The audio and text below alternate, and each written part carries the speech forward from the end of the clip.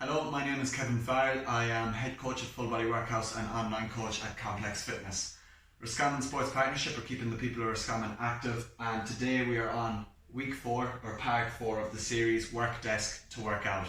So in week 1 I went through some fundamentals on how to build a basis or build a strong base, build some good habits throughout the day, including structured, unstructured exercise. Then on week 2 I went through a workout, a simpler one, slow one.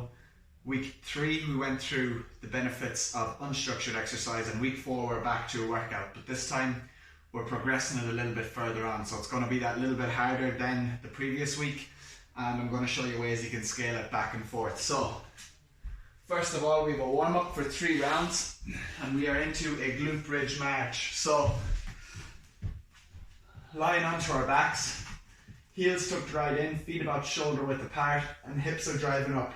Now from here we're going into a march. So one leg comes up and we're swapping, opposite leg up. That's 2. We're going for 10 in total. 3, 4. Now you notice what happens here a lot of the time is our hips are up, and as we go to raise one leg, our hips drop. So the goal really is to keep this up. If you're finding that difficult, let's just get our foot off the ground, like so. So don't feel pressure to get the leg up. If you're getting the leg up straight into a march and you feel your hip is dropping a lot, phase it back a little bit. Then we're going into a bear hold. Now this isn't for reps, this is for breaths. So hands stacked, hands under shoulders, knees under hips, toes on the ground, and we're going to get the knees about an inch off the ground. From here, that's 1. We're going for 10 breaths. Now the goal here is to have a straight neutral spine. So what that means, if I was to put a stick on my back, it would touch my pelvis, my upper back, shoulder blades, and the back of my head. So what I don't want is this. Again, if a stick was on my back, it would only touch my head and my pelvis. It would not touch my shoulder blades, and I don't want this either, where it's rounded. So we're keeping everything nice and straight for 10 breaths. If you want, you can break this up. So take 2 breaths.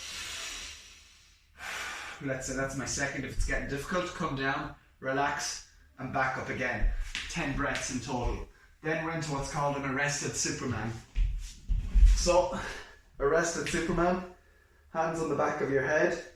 We're lying on the ground, get your elbows flared up, hips pushed into the ground. We're going to bring our quads and chest off the ground, hold, down slowly.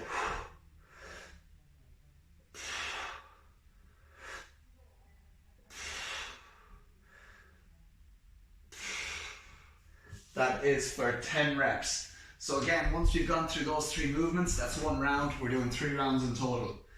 Then we're on to the main part of the workout. Now this is 15 minutes long. So a way we can progress this throughout the weeks, there's lots of different ways. If you wanted to try it a few times a week, you could do it 15 minutes one day, 18 minutes the next day, and then 20 minutes the third day you go and do it. Or you can add reps. So everything is 10 reps. We could go keep the time the same, put the reps up to 12 reps or 15 reps. So there's lots of different ways of progressing this. So again, it's going to be a little bit harder than the last one. We're just going to go through the movements now and the standards and little changes we can make. So on this, we're starting off. 15 minutes is very simple. This means we don't put any pressure on ourselves to get a certain amount of rounds. Clock goes on, we just work. Once the clock hits 15 or the buzzer goes, you're done. Doesn't matter where you are, you don't have to finish out the round. The important thing here is we're consistently moving for 15 minutes. So air squats, what we're doing are feet shoulder width apart. So you can see here, feet shoulder width apart, toes pointing slightly outward, knees tracking toes. So showing you from the side for 10 reps. So you can see my knees are driving out. Again, you might have to play around with your feet. Some people find it comfy or close, some people have to go wide. It's all about finding out what works for you and your body. So if that's too difficult, you can get a chair. So try and get a height that's about knee height. Feet shoulder width. Sit onto it and stand. Sit and stand and repeat. Again for 10 reps. Then we're going on to shoulder taps. So shoulder taps, 2 ways of doing this. The hard way first. We're on our toes, straight line from our heels to knees to hips to shoulder. And we're touching opposite sides for 10, so that's 5 on each side. The goal is to not do this to touch. So you want to keep your trunk stable, your shoulders aligned. If that's too difficult, drop a knee. And go for 10, 5 on each side. Then we're into Spider-Man reaches, so while we're in this position, 2 hands under the shoulders again, and we're going right foot up, left foot up. For 10, 5 on each side. If that's too difficult, just step up to here, or to here. Go as far as your hips and your legs allow. So again, you'll find after a round or two, you loosen out and you might be able to get that bit further. Then we're into what's called a 4-way dead bug.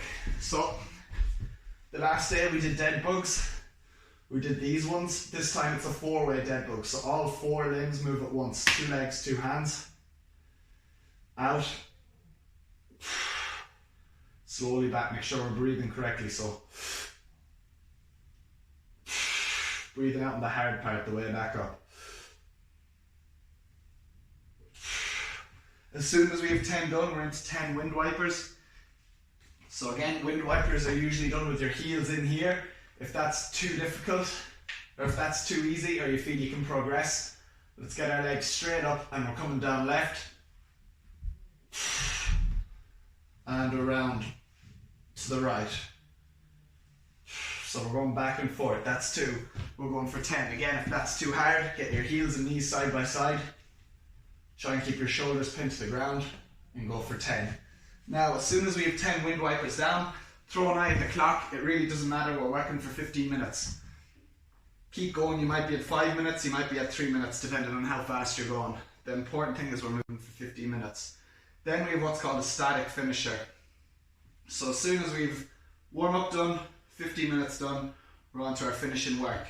So this is just 2 rounds with a 1 minute rest. So we've got a max hollow hold and a max plank. So this is a little tester for yourselves. So we're lying down, hands overhead.